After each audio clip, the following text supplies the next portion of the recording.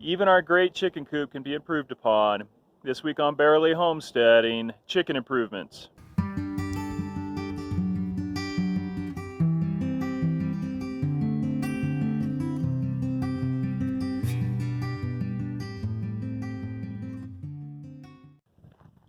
So we've talked before on Barely Homesteading about our chicken coop, which we absolutely love. The design of it has really worked out well for us. Even with the best design, there's always improvements that can be made. So we want to walk you through some of the improvements that we've made this year, and hopefully that will help you in your chicken coop design or improvements of an existing design that you have. So the first thing is that originally for our laying boxes, we had put on some flexible flashing to cover the hinge between the top lid and the nesting boxes, and that was a complete bust. We had heard that that worked out really well. For us, it worked for about 2 weeks, and then it started cracking and leaking, and I think it was probably just too cold up here for it to continue to have the flexibility that it needs. And so what we did as an improvement is we put a piece of this plastic corrugated sheeting, turned it 90 degrees to the sheeting that we already had on there, and that has worked out really well. Been super happy with it. One thing to know if you're planning on doing this yourselves is that you need to make sure that you give plenty of space between the hinge line and where you attach that plastic sheeting. And the reason for that is you want it to be able to bend and have a large radius to bend. If it's too close down, your radius, your bend radius, is going to be too sharp where you've attached it, and it's going to want to crack. And so with the lid up, you can see that even with as far away as it is, it's still got a fairly sharp pinch point right there. And so we may need to actually move it up even further in the future. The next thing that we've done is in the nesting boxes, we have increased the height of the dividers between the boxes. We had some pretty low dividers before, and what we noticed is that our chickens would only lay in box 1 and box 6. And I figured it's probably because those two had a high side on the end and they felt more protected and safe.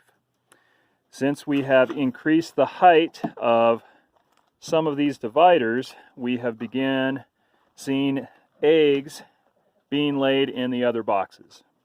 And so you want to make sure that your dividers are higher so that when the chickens sit in the box, they feel, kind of enclosed in there. And that definitely has helped us improve. It's also helped us keep more of the bedding material in the nesting boxes, because it's higher, it's tougher for the chickens to kind of knock it loose. So the next improvement is inside the coop. We've talked before about this grating that we have for the floor of the coop, and I absolutely love this. It's worked out so well. The droppings are able to fall through, and when they kind of start to pile up, we just go over it with a rake and they fall right through. The only problem that we've had is on the edges where that grating sits on top of a 2x4 to support it. The chicken droppings would get caught in the openings of the grating right there on the edges, and they were really hard to clean out. And so what we've done is we've added some pressure treated angled strips all the way around the edges, and that has helped to be able to clean it easier. We can the droppings get on there and we can just rake them down onto the grating and they fall right through. So that's been a big improvement in keeping the coop clean. All right, and I've saved the best for last. So the last improvement that we've made this year is we've added a self-filling watering station for the chickens. So we've added a gutter to the entire length of the chicken coop. This gutter connects to this downspout. It's got a filter on it. I've got a piece of clear plastic tubing, and then that downspout goes through that PVC pipe into the coop. Hey, turkey lurkey. Into this self-watering station. So this is a 22-gallon RV tank, and this is the cheapest solution as far as a tank goes that I could find. There's a lot of watering tanks out there, but they're all super expensive. And this one was nice because it already has connections on it, and so I could connect it down here for my PVC. And so the water comes through the downspout into here, and because this is lower than the tank, as the downspout fills up, it fills up this tank. And then we've got these nipples here that the chickens and the turkeys can come and get their water. Every time it rains or it snows and then the snow melts, it automatically fills up the tank, which has been super convenient. We haven't really had to be out here filling their water every day or every other day. A couple of things on this. You'll notice that I've got these supports, these braces on here. When this tank gets completely full, it bulges quite a bit. And so I put these braces on here to kind of keep it contained and keep it from flexing, because I don't want the plastic to flex a whole lot and wear out. The other thing is that this waterer pipe where the nipples are attached, my turkeys were actually trying to use it as a roost, I think, and snapped it a couple of times. And so I had to come in and actually attach it with these metal brackets so that it's supported and they can't stand on it and break it again. A couple other things on this is it gets pretty cold, as I've mentioned before, and so I've actually run, excuse me turkey lurkey, I've actually run a heater cord into the tank to keep the tank from freezing. It runs down through this pipe, up the downspout, and into, you can see the tube or the wire here. It runs up the downspout, and so it keeps the downspout from freezing. And then I've got another portion of this that goes up into the gutter to keep the gutter from freezing and to help melt the snow. And so even when it's cold, they still have water. Now, one of the problems that we've had is that this little pipe here was too small to run a heater cord down it. And so this has frozen a couple of times. So we've taken a little bit of this heater cord and wrapped it around these two ends to try to keep it from freezing and at least have those last two nipples warm enough that they could drink. But we need to come up with something a little bit better.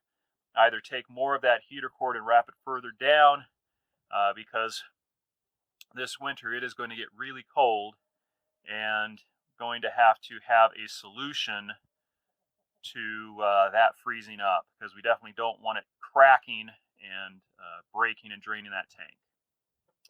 One other thing is that up here at the top, I have this spout where I can actually fill this, or I can put some cleaner in here, it's a little bit of chlorine, to keep the water and the algae down.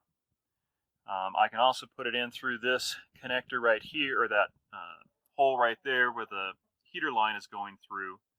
But you need to make sure if you're coming up with a design like this or implementing something similar, you got to have an air escape at the top of the tank.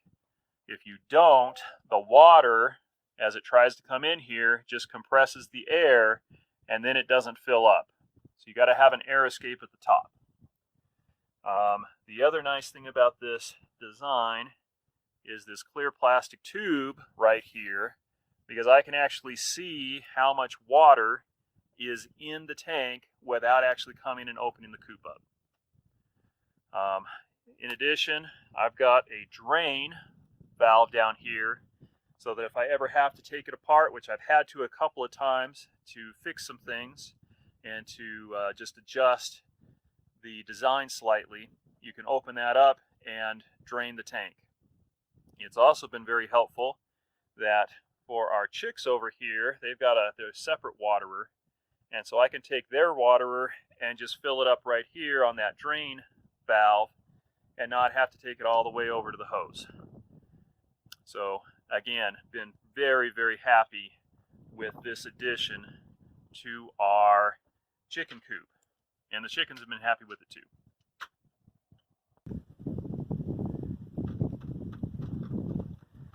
So there's our rooster using the water. Like I said, they've made good use of it, and it's been a really good addition.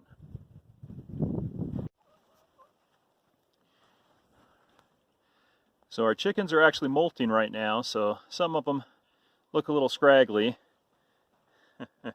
She's looking really scraggly. But here in a couple weeks, they'll be getting all of their new feathers back in, and they'll be looking good. So hopefully you've enjoyed this update on our chicken coop. And as we make further adjustments and improvements, we will let you know. Until then, remember to use it up, wear it out, make it do or do without. This is Lumberjack from Barely Homesteading, asking you to please like and subscribe, and we will see you next time. This week on Barely Homesteading, Turkey Lurkey just picked at me.